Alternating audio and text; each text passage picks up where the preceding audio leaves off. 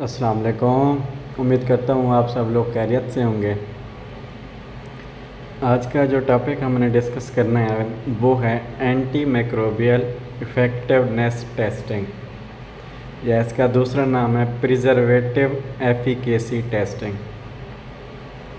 ये यूएसपी का chapter number 51 है कि जितनी भी प्रोडक्ट्स हैं हमारी स्टीराइल प्रोडक्ट्स या नॉन स्टीराइल प्रोडक्ट्स जिनके अंदर हम प्रिजर्वेटिव ऐड करते हैं और उनके बिहाफ पे हम जो है ना सेट करते हैं अपनी उन प्रोडक्ट्स की एक्सपायरी लिमिट, एक्सपायरी ड्यूरेशन।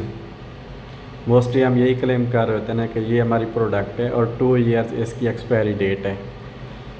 तो उस एक्सपायरी डेट किस बिहाफ पे करते हैं? इस बिहाफ पे करते हैं कि हमारी प्रोडक्ट के अंदर हम प्रिजर्वेटिव्स ऐड कर रहे होते हैं और वो 2 साल तक इफ़ेक्टिव रहते हैं।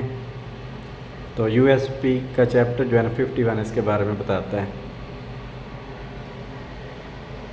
एंटी माइक्रोबियल प्रिजर्वेटिव्स होते क्या हैं? ये वो सब्सटेंसेस होते हैं जो कि ऐड किए जाते हैं नॉन स्टीराइल डोजेज फार्म्स में। किस पर्पस के लिए? To protect from macrobiological growth. Macrobiological growth से प्रोटेक्ट करते हैं ये प्रिजर्वेटिव्स, या are from macro organism introduced inadvertently during और सब्सिक्वेटिंग मैन्युफैक्चरिंग प्रोसेस। या वो ये कह रहा है कि इसके 2 पर्पज़ होते हैं कि नॉन स्टीराइल डोजेज फार्म में अगर हम प्रिजर्वेटिव्स ऐड कर रहे हैं तो वो ये ऐसे सब्सटेंसेस हैं जो क्या करते हैं, या तो मैक्रोबायोलॉजिकल ग्रोथ से प्रोटेक्ट करते हैं, या फिर अगर कोई मैक्रो ऑर्गेनिजम्स ग्रोथ आ जाती है ड्यूरिंग मैन्युफैक्चरिंग प्रोसेस तो फिर वो क्या करते हैं, उनको भी क्या करते हैं, प्रोटेक्ट करते हैं। ये तो नॉन स्टीराइल की बात की उसने कि हम प्रिजर्वेटिव क्यों ऐड करते हैं। अगर हम स्टीराइल आर्टिकल्स की बात करें तो इनके अंदर क्या होता है, in sterile articles packaged in multiple dose containers.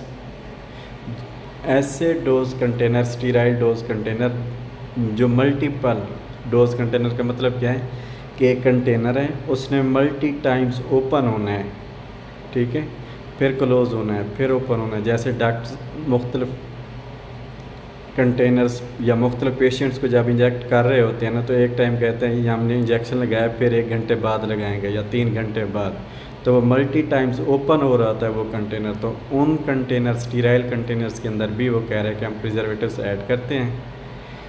तो मकसद क्या होता है, added to inhibit growth of micro organism, ताकि माइक्रो ऑर्गेनिज्म की ग्रोथ को इनहिबिट किया जाए, जो कि इंट्रोड्यूस्ड होते हैं repeatedly with drawing individual doses.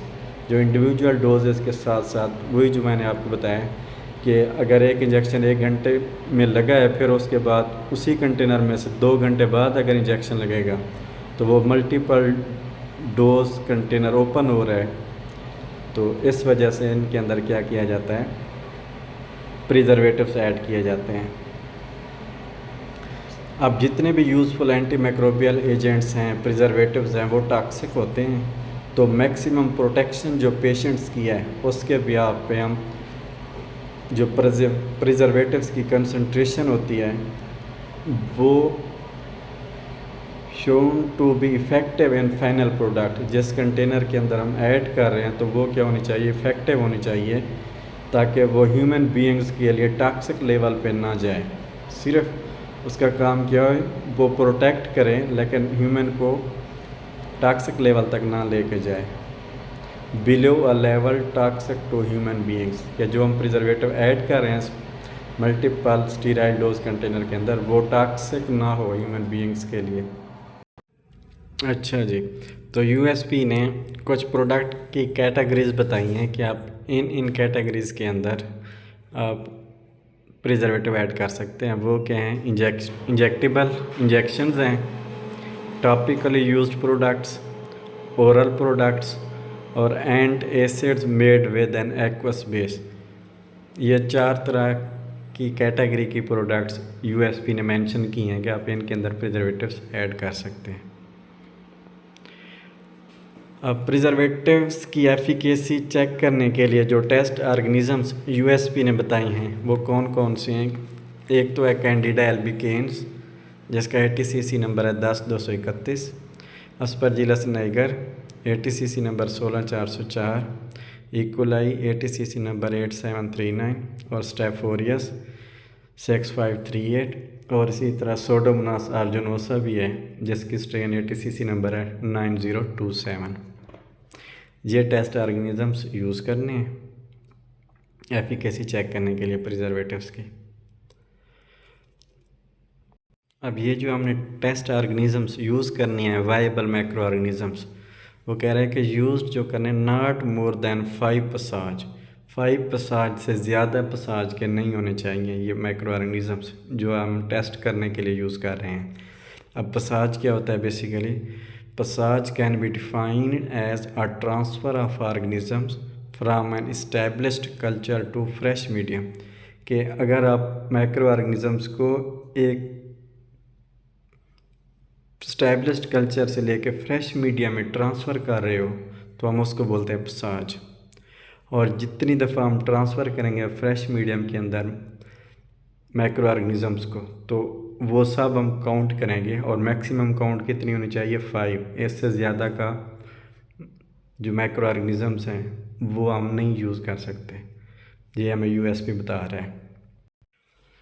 और इसके लिए जो कल्चर मीडिया यूज़ किया जाएगा वो TSP tryptic soya broth, TSA tryptic soya agar and SDA Sabouraud dextrose agar.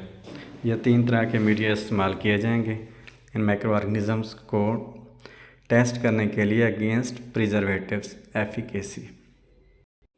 ये था हमारा आज का टॉपिक।